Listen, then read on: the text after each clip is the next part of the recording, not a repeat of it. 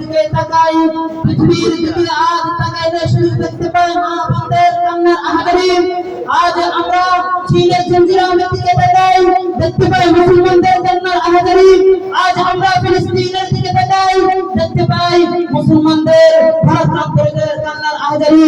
আজ আমরা যখন ভারতের জঞ্জিরামের দিকে তাকাই, দেখতে পাই মুসলমানদের কান্নার আহাজারি।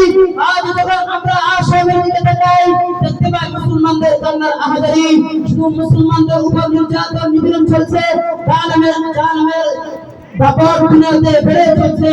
সুতরাং নবী সাল্লাল্লাহু আলাইহি ওয়াসাল্লাম বলেন, ইদা তারাকতুম জিহাদ ওয়া সাল্লাল্লাহু আলাইহি ওয়াসাল্লাম, যখন তোমরা জুলুমকে ছেড়ে দিবে তাহলে আল্লাহ তাআলা লানত তোমাদের উপর আসবে, তখন সমাজের মধ্যে তোমাদের ভুল সৃষ্টি হবে।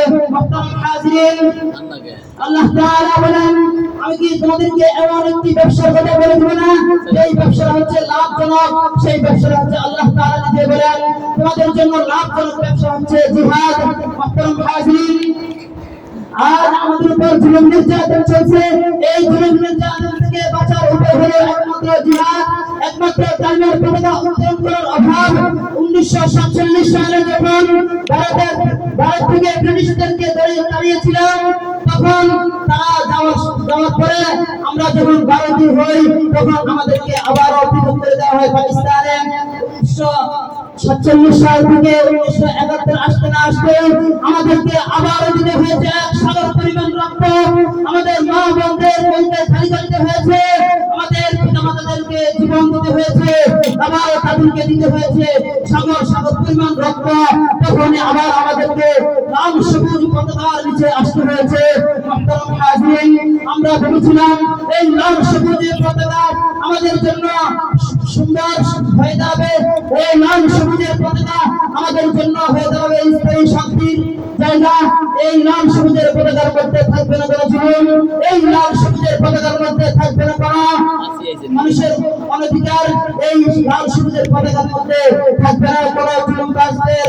আপনারা মুহতারাম হাজিরিন, যখন এই জালেমরা আমাদের উপর জুলুম করে যাচ্ছে, 1971 থেকে আজ পর্যন্ত আমরা ভেবেছিলাম আমরা শান্তি পাবো, আমরা ভেবেছিলাম আমরা এই দেশে স্বাধীনভাবে থাকতে পারবো, কিন্তু আমরা হয়তো বাংলাদেশে হয়ে মনে হয়তো ভুল করেছি। আজ আমাদের উপর করা হচ্ছে অন্যায়, আজ আমাদের উপর করা হচ্ছে জুলুম, আজ আমাদের অধিকার দেওয়া হচ্ছে না। সব কথা বললে আমাদেরকে বলা হয় জঙ্গিবাদী বলে গালি দেওয়া হয়।